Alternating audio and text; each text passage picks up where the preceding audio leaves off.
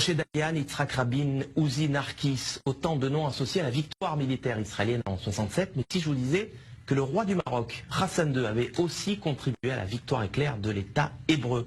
Info, Intox, Johanna Binder, bonsoir. Bonsoir. Alors, est-ce que Israël a effectivement gagné cette guerre de 67 grâce à l'aide du Maroc? Eh bien, sans le Maroc, Israël n'aurait peut-être pas gagné la guerre des 6 jours. Alors, tout commence en 1965, on est 2 ans avant que débute la guerre des 6 jours.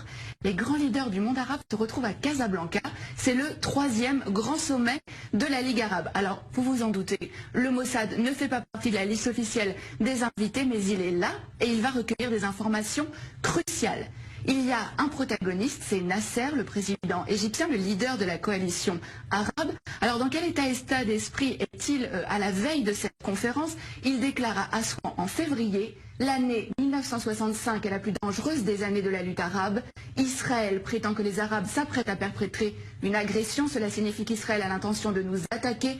Nous devons donc être prêts à riposter.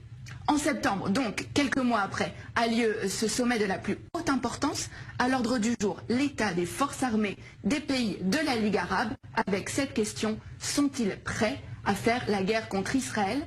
L'autre homme clé de cette histoire, c'est Hassan II, le roi du Maroc. Il va permettre aux renseignements israéliens de connaître ses ennemis. Et c'est à ce moment-là que le Mossad va donc entrer en action. Oui, absolument. Le Mossad va donc préparer cette opération en amont de la conférence. Plusieurs jours avant, une équipe du Shin Bet et du Mossad, il s'appelle à Tsiporim, donc les oiseaux, vont occuper le dernier étage du très luxueux hôtel à Casablanca où sont attendus les dirigeants arabes et où va aussi avoir lieu la conférence. Mais la veille de ce sommet, Hassan II est pris de panique et il somme les agents israéliens de quitter l'hôtel. Mais au terme de cette conférence, il va livrer aux agents israéliens l'enregistrement complet de cette conférence. Hassan II a tout enregistré en secret. Il n'a pas confiance dans les invités de la Ligue arabe. C'est à peine croyable. Mais qu'est-ce que les Israéliens vont bien pouvoir découvrir sur ces cassettes? Alors, les enregistrements vont révéler qu'il est question de créer un commandement arabe unifié pour mener les hostilités contre Israël.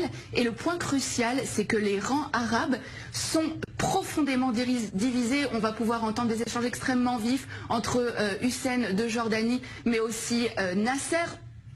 Et alors, ce qui est vraiment important, c'est que les nations arabes vont vraiment révéler leurs faiblesses. Elles ne sont absolument pas préparées pour une guerre contre Israël.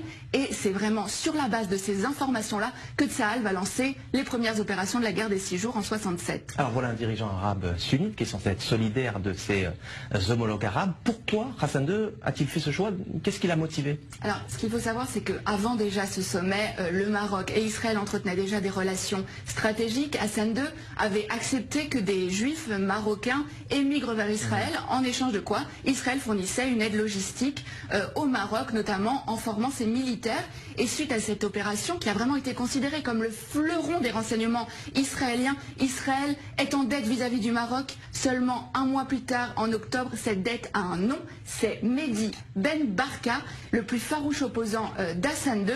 Le Mossad participe à l'opération Baba Batra. L'objectif, c'est faire disparaître absolument Ben Barka, Baba Batra aux initiales donc de Ben Barka, mais c'est aussi le nom d'un traité du Talmud. Le Maroc a donc été un allié indispensable à Israël dans la guerre des 6 jours, même si, on le voit bien, aucun cadeau n'est gratuit. La petite histoire de la grande histoire. Merci Johanna Binder pour ces détails croustillants, digne des plus grands films d'espionnage. Merci d'être passé nous voir sur le plateau du Magorien.